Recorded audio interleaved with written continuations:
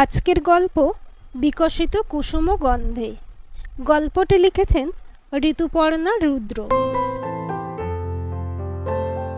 চুপ করে বসে আছেন নির্মলা। আজ কি চিঠি আসবে জানেন না।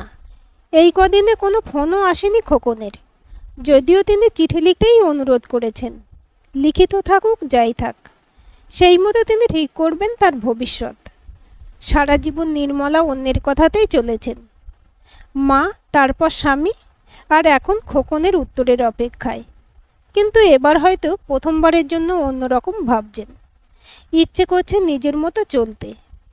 খোকন যাই লিখুক, ঠিক করে নিয়েছেন আর নয়, গৃহত্যাগ করতেও রাজি আছেন। বাবা মারা গিয়েছিলেন ক্লাস 9-এ পড়তে। নির্মলা ছিলেন বড়, তারপরে বোন সরলা আর ছোট ভাই বিশ্ব। কেন যেন মায়ের নজর ভাই বোনদের দিকেই থাকতো।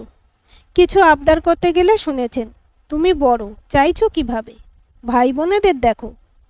বাবা মারা যাওয়ার পরে আর সে সুযোগও ছিল না। বেশ অনটনেই মানুষ হয়েছেন তাঁরা। বাবার অফিসের টাকা, মায়ের বাপের বাড়ির সাহায্য আর তাদের টিউশনি ভরসা।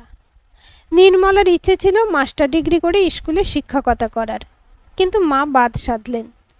গ্রাজুয়েশনের পরে বড় মামার মাধ্যমে মা ধরে করে একটা ছোটোখাটো সওদাগরি অফিসে নির্মলার জন্য চাকরির ব্যবস্থা করলেন। একঘেয়ে কাজ, উন্নতির সুযোগও কিছু নেই। তবু নির্মলাকে নিতে হলো। পড়াশোনা আর হলো না। পরে ভাই বোন দুজনেই উচ্চশিক্ষার সুযোগ পেল। নির্মলা চাকরির সুবাদে ততদিনে টাকা পয়সা সুরাহা হয়েছে। 25-26 বছর বয়সে পৌঁছে আরও অবাক হয়ে নির্মলা দেখলেন তার বিয়ে দেবার কোনো আগ্রহ মায়ের নেই। ততদিনে 2-1টা সম্বন্ধ আসতে শুরু করেছে।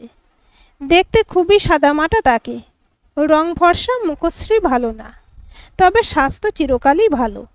কেউ সম্বন্ধ আনলে মা বলতেন, বাবা নেই, মেয়ে আমার সংসার ধরে রেখেছে, এখন বিয়ে দিই কী করে। অভিমানে চুপ থাকতেন তিনি। নিজে খোঁজখবর করে সরলার ভালো বিয়ে দিল মা, আর ভাই নিজেই বিয়ে করলো। নির্মলা সাদামাটা জীবন একরকম চলে যাচ্ছিল। অফিস, বাড়ি, মায়ের সেবা। কেউ কখনো বলেনি ভালোবাসি, কেউ সেভাবে তাকিয়েও দেখেনি। ক্রিং ক্রিং ফোন বাজছে। বারান্দায় বসে নির্মলা ঘুমিয়ে পড়েছিলেন। ফোনের আওয়াজে ধর্মড়িয়ে উঠলেন, কিন্তু আস্তে আস্তে ফোন কেটে গেল। দুপুরবেলায় এরকম ফোন এলে খুব ভয় লাগে তার। অনেক বছর আগের একটা দুপুর মনে পড়ে যায়। অফিসে সেদিন ছুটি ছিল, বাড়িতে তিনি একাই ছিলেন। হঠাৎ ফোন বেজে উঠল। হ্যালো, পাতিপুকুর থানা থেকে বলছি। বিশ্বরঞ্জন নন্দীর বাড়ির লোক আপনি? হ্যাঁ, আমার ভাই। কি হয়েছে? এখনই শুক্লাল হাসপাতালে আসুন, আপনার ভাইয়ের অ্যাক্সিডেন্ট হয়েছে। চয়নিকাকে সাথে নিয়ে হাসপাতালে পৌঁছে নির্মলা দেখেছিলেন সব শেষ। বিনা মেঘে বজ্রপাতের মতোই স্কুটারে আসতে গিয়ে বাসের ধাক্কায় রাস্তাতেই মারা গেছে তাদের আদরের বিশ্ব। আর কখনো চোখ মেলে চাইবে না। বিশ্বর মৃত্যু সংসারটাকে তছনছ করে দিয়েছিল। তার বছরখানেক আগেই ভাড়া বাড়ি ছেড়ে বিশ্বর কেনা নতুন ফ্ল্যাটে উঠে এসেছিল সবাই। বিশ্ব মারা যাবার পরে সম্পূর্ণ পাল্টে গেল চয়নিকা, বিশ্বর বউ। শান্ত চয়নিকা মুখরা ঝগড়াটে হয়ে উঠল। কথায় কথায় মাকে শোনাতে লাগলো বাড়ি তার নামে। শাশুড়িকে দয়া করে রাখলেও সারা জীবন অবিবাহিতা ননদের ভার নিতে সে রাজি নয়। বিশ্বর মৃত্যু মাকে নিঃস্ব করে ভেঙে দিয়েছিল। মুখে কথা জোগাতো না। অবশেষে মাকেও বুঝতে হলো যেভাবে হোক নির্মলার গতি হওয়া দরকার। শুরু হলো পাত্র খোঁজা, কিন্তু 36 বছরের রূপহীন পাত্রী, টাকা পয়সাও নেই, কোনো ভালো সম্বন্ধই এলো না। চুপ করে থাকতেন নির্মলা। মা, চয়নিকা কারোর কথার প্রতিবাদ করতেন না। মাস 6 বাদে সরলা আনলো এই সম্বন্ধ। পাত্র ব্যাংকের অফিসার, চমৎকার চেহারা, সুপ্রতিষ্ঠিত, নিজের বাড়ি, তবে দোজোবরে। একটা 14 বছরের ছেলে আছে, বয়সে বছর দশকের বড় নির্মলার চেয়ে, তবে তাতে কি, সোনার আংটি ইত্যাদি। সবাই ধন্য ধন্য করতে লাগলো। নির্মলার মতামত কেউ জিজ্ঞাসা করেনি। প্রথমে অসম্ভব ভয় পেয়েছিলেন তিনি। হঠাৎ করে একজন 50 ছুঁই ছুঁই মানুষের বাড়িতে কাল থেকে থাকতে শুরু করবেন, পাশে শোবেন। এত বড় ছেলে যদি তাকে মেনে না নেয়, মায়ের ভূমিকা নিতে পারবেন কি? তারপর আস্তে আস্তে নিজের মনকে বুঝিয়েছেন। কেমন যেন রঙও ধরেছিল মনে। সেই মানুষটি ভালোবাসবেন কি তাকে? নিজের সংসার কেমন যেন স্বপ্ন মনে হয়েছিল। শুনলেন একদিন দেখা করে কথা বলতে চান তার সাথে। খুব আশা, খুব ভালোবাসা নিয়ে নির্মলা অপেক্ষা করেছিল সেই দিনটির। পিয়নের হাত থেকে চিঠিটা নিতে হাত কেঁপে গেল নির্মলার। চিঠিটা খোলার ভরসা নেই। কি জানি কি লিখেছে খোকন। যদি খুব রেগে কিছু লিখে থাকে, যদি সপাটে উড়িয়ে দেয় নির্মলার আর্জি। এই বয়সে এসে পারবেন কি তিনি ছেলের কথা অগ্রাহ্য করে নিজের মতে চলতে? চোখে জল এসে যায়। অনেক দিন আগের একটা দিনের কথা মনে পড়ে, যেদিন স্বপনবাবু দেখতে এলেন তাকে। বাড়িতে সেদিন অনেক দিন বাদে ভালো রান্না হলো। নির্মলা একটা ভালো শাড়ি পরে থরথর বুকে কি জানি কি স্বপ্ন ছিল। স্বপন আলাদা কথা বলতে চাইলেন, সেই মতো ব্যবস্থা হলো। লজ্জারুণ নির্মলাকে কঠিন কেজো গলায় স্বপনবাবু বললেন, আপনার সাথে আমার কাজের কথা আছে। বলুন।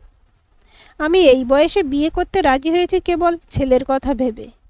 ওকে যত্ন করার, সংসার দেখার কেউ নেই। আপনাকে সেটা খুব নিষ্ঠা ভরে করতে হবে। আপনি চাকরিটা ছেড়ে দিলেই ভালো হয়। চিন্তা করবেন না, আপনার দেখভাল বা ভবিষ্যতের নিরাপত্তার দায়িত্ব আমার। তবে আমাদের কোনো সন্তান হবে না, সেটা প্রথমেই বলে দিলাম। রেজিস্ট্রি করে বিয়ে হবে। কোনো ঘটার দরকার নেই। আপনার কোনো প্রশ্ন থাকলে করতে পারেন। নির্মলার আর কোনো প্রশ্ন ছিল না। তার স্বপ্নের আর লজ্জার ততক্ষণে সমাধি ঘটেছে। বিয়ের পরে দায়িত্ব ছাড়া আর কিছু পাওয়া হবে না সেটা বুঝে নিয়েছিলেন, আর তাই হয়েছিল। মাসখানেক বাদে চাকরি ছেড়ে রেজিস্ট্রি করে এই বাড়িতে চলে এলেন। দেখতে দেখতে এখানে প্রায় 24 বছর কেটেও গেল। স্বপন রায় মানুষটা মন্দ ছিলেন না। সংসারে সচ্ছলতা ছিল, দায়িত্ব কর্তব্য পালন করতেন ভালোই। সকালে বাজারে যেতেন, তারপর অফিসে। সন্ধ্যার অবসরে কিছু বইপত্র পড়তেন। নির্মলার সাথে সাংসারিক কথাও বলতেন, ছেলেকে পড়াতেন, এইটুকুই। 20 বছরের বিবাহিত জীবনে স্বপন আর নির্মলার শারীরিক যোগাযোগ আর কিছু সাংসারিক যোগাযোগ ছাড়া মানসিক কোনো নৈকট্য হয়নি কখনো। আর খোকন, খোকন বড় শান্ত ভালো ছেলে। নির্মলাকে অসম্মান করেনি কখনো, আবার খুব কাছেও ঘেঁষেনি। ক্লাস 12-এর পরে পড়তে বাইরে চলে গেল। সেখান থেকে দিল্লিতে চাকরি, আর সেভাবে বাড়ি ফেরেনি। এক সহপাঠীকে বিয়ে করে এখন সিঙ্গাপুরে থাকে। খোকন সুমিতা নিয়মিত নির্মলার খোঁজ নেয়, ফোন করে। বছরে 2 বার করে ঘুরেও যায়। এমনকি 6 বছর আগে ওর বাবা মারা যাওয়ার পরেও। যখনই আসে নির্মলার হাতে বেশ কিছু টাকা পয়সাও দেয়, তবে সেটা দরকার পড়ে না। স্বপনবাবু নির্মলার ব্যবস্থা ভালোই করে দিয়ে গেছেন। স্বপনবাবু মারা যাওয়ার পরে নির্মলা বড্ড একা হয়ে পড়েছিলেন। ফ্ল্যাট বন্ধ করে চয়নিকা থাকে তার ছেলের কাছে চেন্নাইতে। সরলা বেশ অসুস্থ, বাড়ি থেকে বেরোয় না তেমন। টিভি দেখে আর কত সময় কাটাবেন। তার বাড়ি থেকে মিনিট 20 হাঁটলে একটা বেশ বড় লাইব্রেরি। আগে স্বপনবাবু বই পাল্টে এনে দিতেন, পরে নির্মলা নিজেই যেতে শুরু করলেন। একটু হাঁটাও হয়, সময়টাও কাটে। বসে বসে গোটা কত কাগজ পড়েন, বইও পড়েন, কখনো নিয়েও আসেন। ওখানেই আলাপ অরূপ সান্যালের সাথে। প্রথম দিনই খেয়াল করেছিলেন নির্মলা। জানালার পাশের টেবিলে শান্ত লম্বা মানুষটি বসে একটি পত্রিকা পড়ছিলেন। মুখটা দেখে কেমন জানি মায়া হয়েছিল নির্মলার। পরদিন নিজেই উদ্যোগ নিয়ে আলাপ করলেন। নমস্কার, আমি নির্মলা রায়। আমি অরূপ সান্যাল। নমস্কার, আগে দেখিনি আপনাকে। আমি এই কাছেই থাকি। দেখেননি না? আমি কিন্তু কালই আপনাকে দেখেছি। আপনার চোখ ওই বইয়ের দিকেই ছিল। লজ্জা পেয়ে যান অরূপ। আসলে ঠিক খেয়াল করিনি। আলাপ জমে ওঠে আস্তে আস্তে। দুজনেই সাহিত্যের ভক্ত, রুচি বেশ একই রকমের। অরূপ ব্যাচেলার মানুষ, সংসারে কেউ নেই। আগে থাকতেন কলেজ স্ট্রিটে একটা মেসে। বছরখানেক আগে অবসর নিয়ে এদিকে একটা বাড়ি ভাড়া নিয়ে চলে এসেছেন। আলাপ বা ঘনিষ্ঠতার সব উদ্যোগ চিরকাল নির্মলার দিক থেকেই। জোর করেই একদিন অরূপের বাড়ি দেখতে গেলেন। সাদা মাটা, কোথাও তেমন যত্নের বা গোছানোর ছাপ নেই। ততদিনে তুমিতে নেমে এসেছে আলাপ। বিয়ে করনি কেন? কি জানো, জোর করে বিয়ে দেবার মতো অভিভাবক কেউ ছিল না। গ্রামের ছেলে, কলকাতায় চাকরি করতে আসা, করা হয়ে ওঠেনি। তাছাড়া সামান্য চাকরি, নিজেরই কুলোতো না, তার মধ্যে আরেকজনকে নিয়ে এসে কষ্ট দেবার মানে কি? বুকটা মুচড়ে ওঠে নির্মলার। আর তোমাকে যে দেখার কেউ নেই, সারা জীবন বাইরের খেয়ে স্বাস্থ্যের 12টা বাজিয়েছ, তার কি হবে? অরূপ অবাক হয়ে যান। তার জন্য কেউ ভাবছে, এ অভ্যাস তো নেই। খুব ভালোও লাগে। তাড়াতাড়ি কথা ঘোরাতে বলে ওঠেন, চা খাবে নাকি? মাস দুয়েকে বন্ধুত্ব আরও গাঢ় হয়ে ওঠে। একদিন লাইব্রেরি গিয়ে দেখেন অরূপ আসেননি। ফোন করে দেখলেন কেউ ধরল না। উতলা নির্মলা সোজা ওর বাড়ি গেলেন।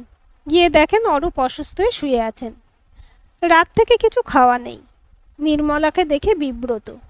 কেন যেন নির্মলা খুব রেগে গেলেন। তখনই কিছু জিনিস গুছিয়ে একটা রিক্সা ডেকে অরূপের কোনো আপত্তি কানে না তুলে নিজের বাড়িতে নিয়ে গেলেন। ডাক্তার ডেকে ওষুধ খাইয়ে তবে শান্তি। 2-1 দিন বাদে অরূপ একটু সুস্থ হয়ে উঠলেন। শান্ত মানুষ, তবু কিন্তু কিন্তু করে বললেন, এবার আমি বাড়ি যাই। তুমি অনেক করলে, আর থাকাটা ভালো দেখায় না। নির্মলা সারা জীবন কারণ মুখের উপর কিছু বলে উঠতে পারেন না, কিন্তু অরূপের ক্ষেত্রে সেই স্বভাবটিকে অতিক্রম করে যান। ভীষণ চটে উঠলেন। কালকের আগে মোটেই যাবে না। আর ভালো দেখায় না যখন, তখন ব্যবস্থা করলেই হয়। ব্যবস্থা মানে? অরূপ অবাক চোখে প্রশ্ন করেন।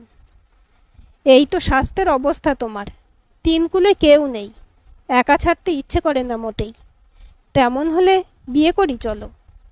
অরূপের হতবাক মুখটা দেখে হেসে ফেললেন নির্মলা। নিজের প্রগলভতায় নিজেও অবাক হলেন। এই 3 মাসে কি জাদু করেছে লোকটা আমাকে? কেউ কি কখনো নির্মলাকে বলেছে তাকে না দেখলে দিন ভালো যায় না? কেউ কি সকাল থেকে রাত 10 বার নির্মলার গলা শুনবার জন্য ফোন করেছে? আর কারোর সাথে নির্মলার এত গল্প করেছেন কি সারা জীবনে? তাহলে বিয়ে করতে আপত্তি কি? বয়স হয়েছে তাই? তোমার ছেলের কথাও তো ভাবতে হবে নির্মলা, তার মতটা নিতে হবে তো।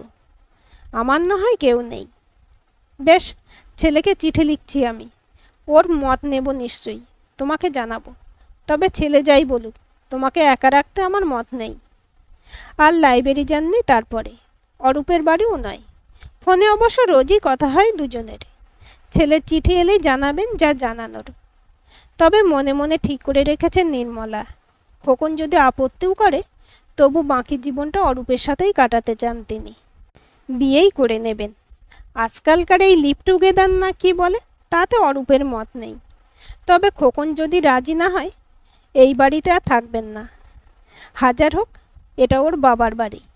নিজের যা গয়না আছে, সামান্য টাকা আছে, সেটা নিয়ে অরূপের ওখানেই উঠবেন। আর একটা শখ আছে, এবার সুন্দর করে সাজবেন তিনি। মালা বদল, সিঁদুরদান সব হোক। অরূপে একটা আংটি দেবেন কি? দৃশ্যটা কল্পনা করে অল্প বয়সের মতন লাল হয়ে গেলেন তিনি।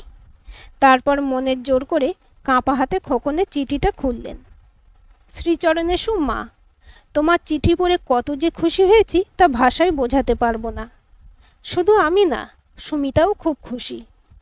আর কেউ না জানুক, আমি জানি তুমি সারা জীবন বাবার জন্য, আমার জন্য স্যাক্রিফাইস করেছো। বাবা তো অন্যরকম মানুষ ছিলেন, নিজের বাইরে কিছু বুঝতেন না। আমি ছোট ছিলাম, তবুও বুঝতাম ঠিকই। মা চলে যাবার পরে বাড়িটা কীরকম হয়ে গিয়েছিল। তুমি আসার পরে আবার সব ঠিক লাগতো। আর আজ তুমি একা একা কী করে থাকো? শোনো মা, তুমি অরূপ কাকুর ফোন নম্বর পাঠাবে, আমরা কথা বলবো। আর বাড়ি ছেড়ে চলে যাওয়ার কথা তুমি কি করে বলতে পারলে? ও বাড়ি তোমার নয়। আমরা যাব সামনের মাসে, সেই সময় সব হবে বুঝলে। সবাইকে নিমন্ত্রণ করব। সুমিতার বাবা মা, সরলা মাসি, সবাইকে বলতে হবে। সুমিতা গিয়ে তোমার জন্য আর অরূপ কাকুর জন্য কেনাকাটা করবে।